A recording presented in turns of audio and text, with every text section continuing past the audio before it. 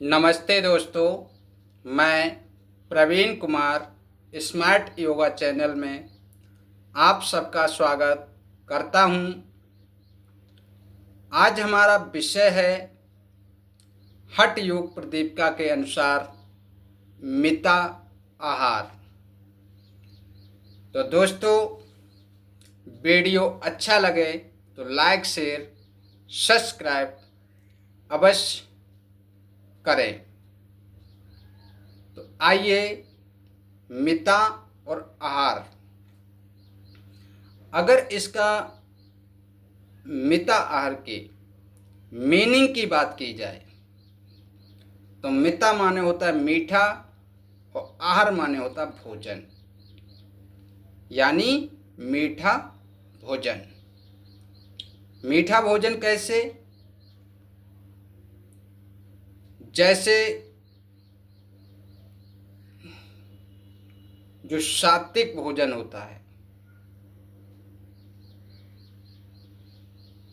तो हठ योग प्रदीपिका में स्वामी स्वात्माराम जी ने मिता और आहार को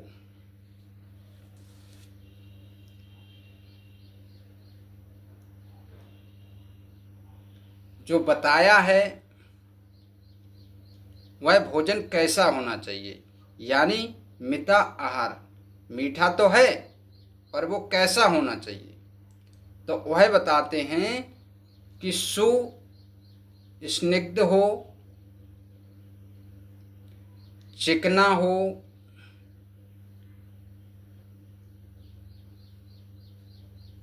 मनो अनुकूल हो,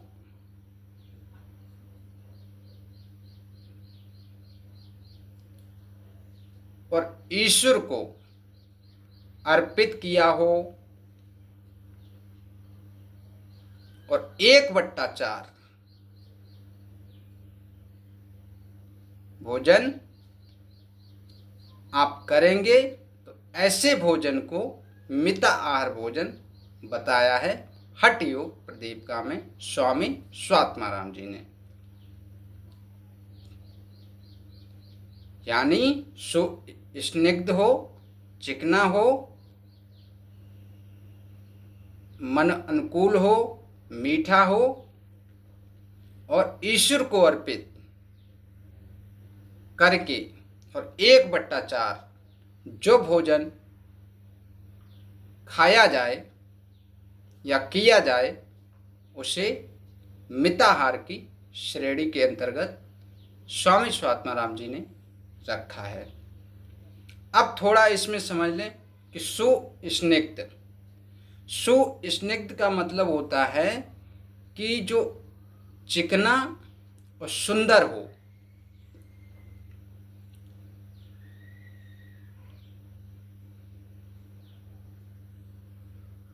और चिकना मतलब रस युक्त हो, रस रहित ना हो लेकिन रस युक्त हो, जिसमें रस की मात्रा भी हो। मनो अनुकूल का मतलब हमारे मन के अनुसार हो, और मुझे जब भोजन करें तो वो धातुओं को पुष्ट करे। अब ईश्वर को अर्पित हुआ हो, यानी भगवान को चढ़ा करके भोजन को ग्रहण करेंगे तो वह मिताहार है। और इसमें 1/4 यानी आपको 4 चपाती खाने का भूख है तो आप उसमें 3 ही चपाती खाएंगे, जिसमें से 1 चपाती का खाली स्थान छोड़ देंगे। पेट के अंदर 3 चपाती खाएंगे और 1 चपाती का खाली स्थान छोड़ देंगे। तो इससे क्या होगा? जो जल और वायु ये संचरण के लिए शरीर में के अंदर खाली छोड़ना चाहिए। ऐसे भोजन को स्वामी स्वात्माराम जी ने मिताहार के अंतर्गत रखा है। अब यहीं स्वामी गरुड़ मुनि के अनुसार अगर मिताहार की बात बताई जाए, उनने अपने घृण संहिता में क्या बताया है, तो इसमें एक दो चीज़ हैं जो अलग हैं और बाद बाकी यही सेम बताई हैं। तो आइए घृण संहिता के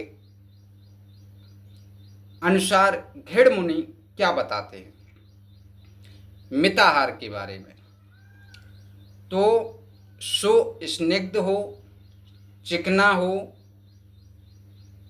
मनो अनुकूल हो और भूख से कम हो, खाया जाए। और 1/2 भोजन को स्वामी घृण मुनि ने मिताहार की अंतर्गत मिताहार की श्रेणी में रखा है। यानी सुस्निग्ध हो, यानी सुंदर हो और चिकना हो।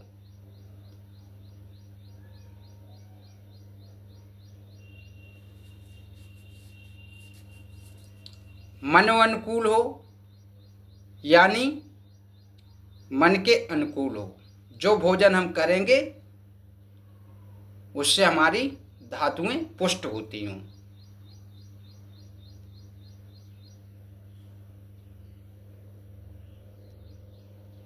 चिकना यानी रस युक्त हो, सो एक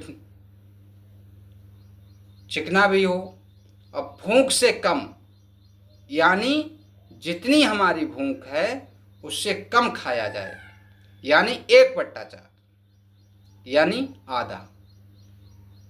अगर आपको 4 चपाती खाने की भूख है तो आप उसमें 2 ही चपाती खाइए। ऐसे भोजन को स्वामी स्वात्मा वो घृण मुनि ने घृण मुनि ने ऐसे भोजन को मिताहार के अंतर्गत रखा है।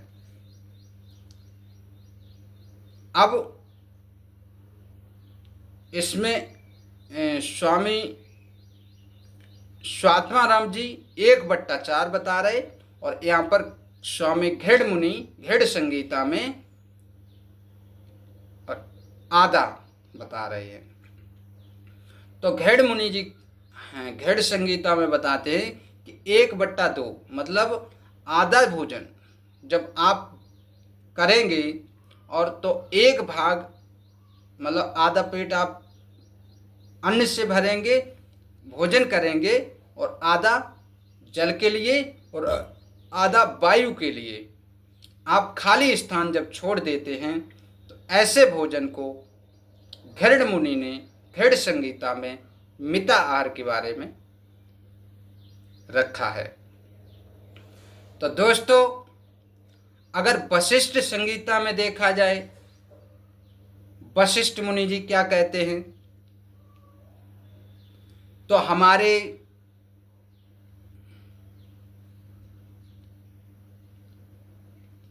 वशिष्ठ संहिता में जो वशिष्ठ मुनि जी बता रहे हैं, उन्होंने हमारे धार्मिक ग्रंथों में मनुष्य के लिए 4 आश्रम की व्यवस्था की। यानी ब्रह्मचर्य आश्रम, गृहस्थ आश्रम, वानप्रस्थ आश्रम और संन्यास आश्रम।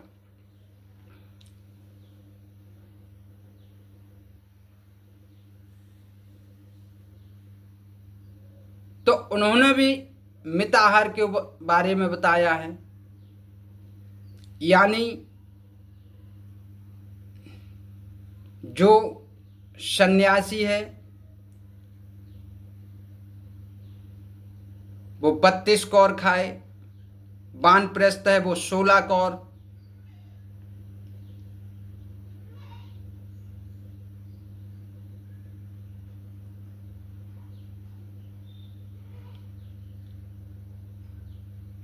गृहस्थ है वो 32, वो मतलब पूर्ण भोजन करे, और ब्रह्मचर्य है जो विद्या अध्ययन करते हैं, उनको उनकी आवश्यकता जितनी उन्हें भूख हो उनको पूरा भोजन दिया जाए, इस प्रकार से उन्होंने बताया है। और आगे जो अन्य लोग रह जाते हैं तो वो अपना पूरा भोजन कर सकते हैं। तो इस प्रकार से वशिष्ठ मुनि ने वशिष्ठ संहिता के अंतर्गत ये मिताहार के बारे में बताया है। श्रीमद् भगवत गीता में भगवान श्री कृष्ण भोजन के बारे में 17वें अध्याय के अंतर्गत बताते हैं कि 3 प्रकार का दान होता है, यज्ञ होता है, और उसी प्रकार से 3 प्रकार का भोजन भी होता है। तो वहाँ बताते हैं सात्विक भोजन, राजसिक भोजन और तामसिक भोजन। तो उन्होंने जो सात्विक भोजन है उसको मिताहार की श्रेणी में रखा है। तो दोस्तों, अभी भोजन के बारे में, आहार के बारे में आगे कई प्रकार हैं। अब मैं धीरे धीरे आपको इसके बारे में फिर कभी मिलेंगे तो बताएंगे। अब इसमें देखा जाए तो आज मिताहार के बारे में हमने पढ़ा, फिर पथ्य है, अपथ्य है, फिर ग्राही है, अग्राही है, हैं? कई प्रकार से भोजन है, लेकिन आज हमने मिताहार के बारे में पढ़ा है। तो आप लोग इसको सुने, लाभ लें, अपने जीवन में अमल करें। और भोजन के बारे में हठ योग प्रदीपिका में ही स्वामी स्वात्माराम जी बताते हैं कि अगर योग साधक योग साधना करता है और मिताहार भोजन को 1 वर्ष तक करेगा तो उसको सिद्धियां प्राप्त होने लगेंगी, योग में सिद्धि प्राप्त होगी। ये सबसे बड़ी बात स्वामी स्वात्माराम जी ने हठ योग प्रदीपिका में बताई है। अगर मिताहार का नियमित रूप से वो 1 वर्ष तक अगर आहार को लेता है और योग साधना करता है तो मिताहार से उसे सिद्धियां प्राप्त होंगी और योग साधना में उसे शीघ्र ही सफलता प्राप्त होगी। तो दोस्तों, वीडियो अच्छा लगे तो लाइक, शेयर, सब्सक्राइब अवश्य करें। Thank you.